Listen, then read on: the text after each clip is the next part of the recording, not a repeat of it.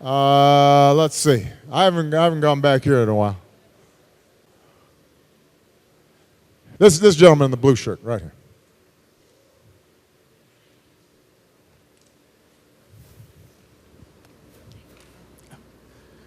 Thanks so much, Mr. President. We know that there's been an increasing military assertiveness of China, especially in the South China Sea. And it seems that the US has responded to that by pledging to increase its military presence because it recognizes the danger that that military increase of China poses to its friends and allies there. Now, China's growing power isn't just military, it's economic. On this side of the world, China has used this soft power, this economic power, especially to woo Caribbean governments. My questions are, how does the US view China's influence in its own backyard, especially since you've just talked about the Cold War and alliances? And secondly, what plan does the US have, if any, to contribute more to economic life in the Caribbean to ward off China in terms of foreign direct investment? Thank you very much, Mr. President. What's your name? Oh, sorry. My name is Newton Harris from the University of Technology, Jamaica. Fantastic.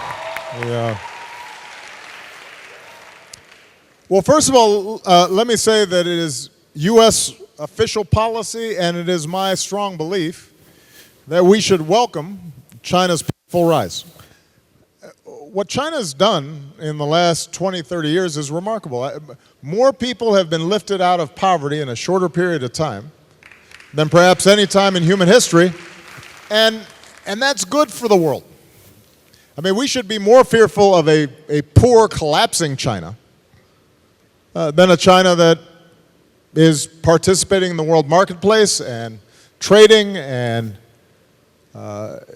is getting along with its neighbors and part of the international order, because there are a really large number of Chinese people, and we want them to be doing well. So our policy is not to fear China's peaceful rise. Where we get concerned with China is where it is not necessarily abiding by international norms and rules and is using its sheer size and muscle to force countries into subordinate positions.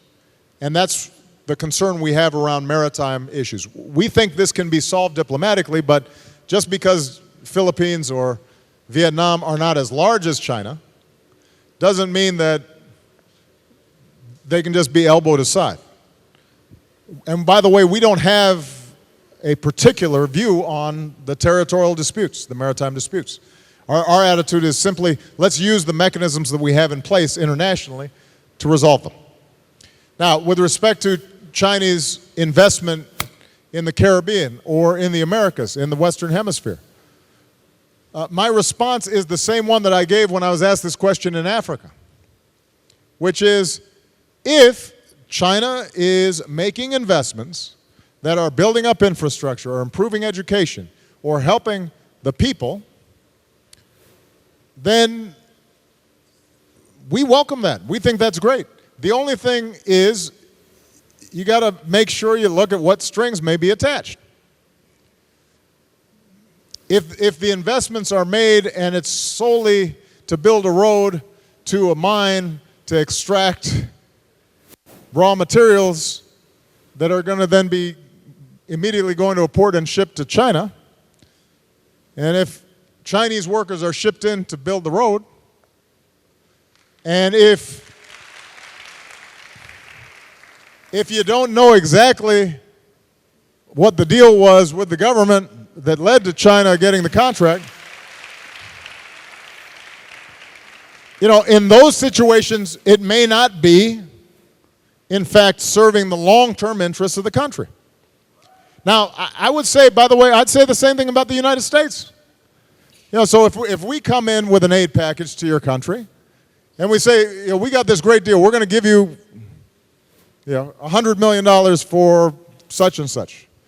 But when you evaluate the actual benefits, it's U.S. companies that are disproportionately benefiting from it, and it's creating a situation where, over the long term, the United States is making a whole lot of profits, but it's not leaving behind a sustainable industrial base or ways in which that country can develop, then you have to evaluate that and try to get a better deal.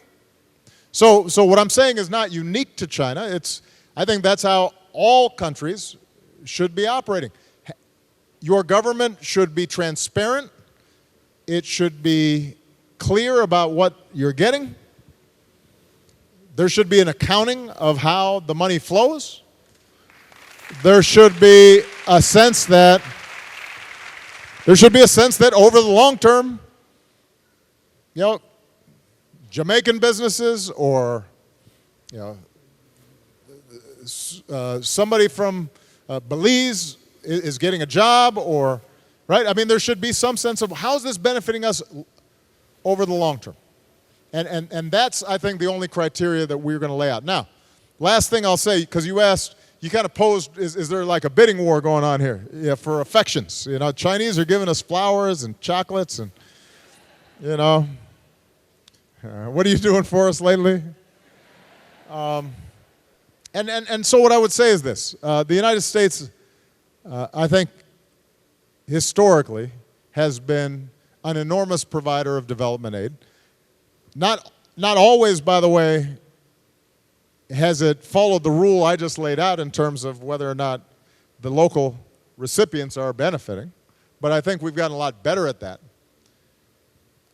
And if you look at institutions like the World Bank or other multilateral institutions, we remain the largest contributors by far. So sometimes when you get money from a multilateral institution, you look at who's doing what.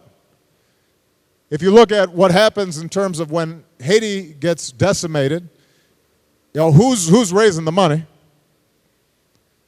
We tend to look pretty good. Turns out we're doing more than our fair share. And we will continue to do that. We do have some fiscal constraints. And sometimes I think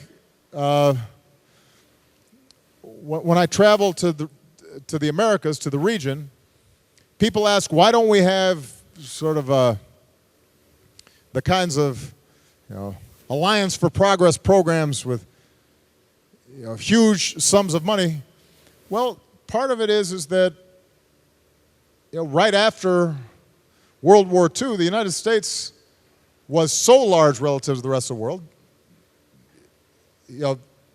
Japan was decimated, Europe was decimated. Huge chunks of the world were behind the Iron Curtain.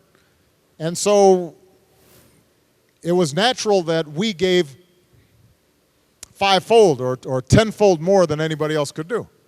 Well, things have evened out, in case you haven't noticed. We're still by far the most powerful nation on earth, and we still do more than everybody else.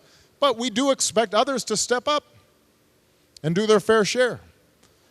But I can guarantee you this: we will always do our fair share.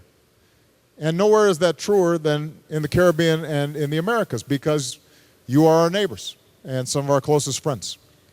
All right?